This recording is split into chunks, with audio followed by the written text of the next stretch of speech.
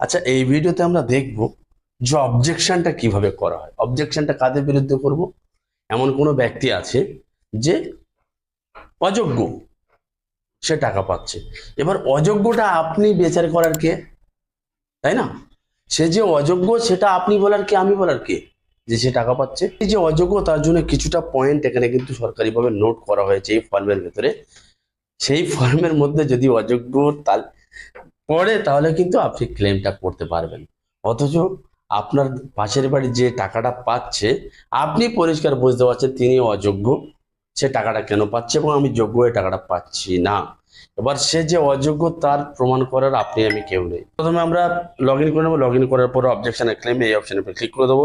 Click করে এটা claim by, এটা ক্লেম করতে গেলে এটা করতে হয়, আর এটা অবজেকশন, অন্যজনের বিরুদ্ধে অবজেকশন করতে গেলে এটা আমাদের করতে হবে। তো স্ক্রল ডাউন করে নিচে চলে যাবো।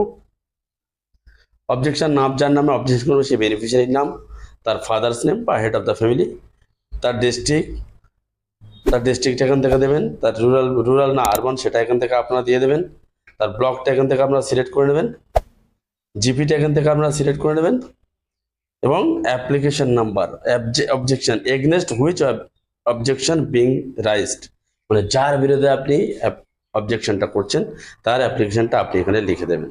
লিখে দিয়ে সার্চ অপশনে ক্লিক করে দেবেন। এবারে রিজন অফ অ্যাপ্লিকেশন দেখতে পাচ্ছেন, সার্চ অপশনে কি করলো তার ডিটেলস চলে আসবে। রিজন অফ অ্যাপ্লিকেশন, এই যে চারটে পয়েন্টটা দেখিয়েছে এখানে কিন্তু অনেক কনফিউশন। প্রথম পয়েন্টটা যেটা হচ্ছে applicant does not raised within West Bengal.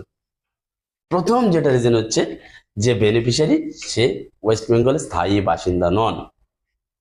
দ্বিতীয়টা হচ্ছে applicant is not aged between 25 to 60 years. অতএব আপনি দেখতে পাচ্ছেন ওই মানুষটা 40 বছর বয়স বা 38 বছর বয়স, তিনি কিন্তু টাকাটা পাচ্ছে।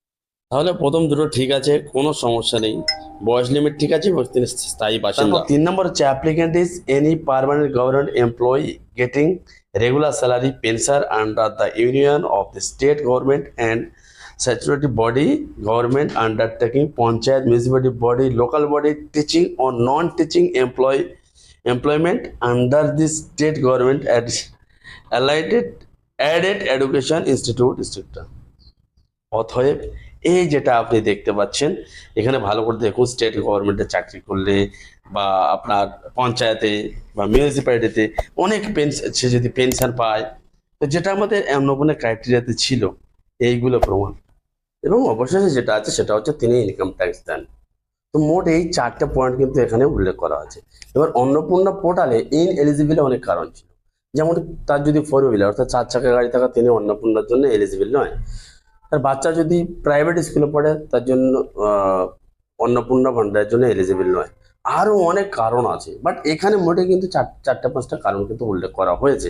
এবার আপনি কিভাবে প্রুভ করাবেন যে উনি অযোগ্য? ওনার বড় বিজনেস আছে, ওনার হেড অফ দ্য ফ্যামিলি স্বামীর বড় বিজনেস আছে, বাট সেই ধরনের কিছু এখানে কিন্তু উল্লেখ নেই। 4-5 তলা বাড়ি আছে, সেটা কিন্তু এখানে এই ধরনের কোনো উল্লেখযোগ্য নেই। অথচ উনি কিন্তু অযোগ্য, সত্যি অযোগ্য। বাট আপনি প্রুভ করবেন কিভাবে? ওনার বাচ্চা কেই কার্মেল স্কুলে পড়ে, জেনেত স্কুলে পড়ে, উনি অবশ্যই অযোগ্য, বাট সেটা প্রুভ করার এখানে কিন্তু কোনো ধরনের পয়েন্ট কিন্তু সরকার রাখেনি। তো দেখুন আপনি কিভাবে করবেন এবং তার অ্যাপ্লিকেশন নাম্বারটা আপনি কিভাবে নেন আপনি দেখুন। তো দিয়ে আর সব কিছুগুলো ফিল আপ করে সাবমিট করে রিমার্কসে কিছু লিখে দিয়ে সাবমিট করে দেবেন, আপনার কমপ্লেনটা রাইজ হয়ে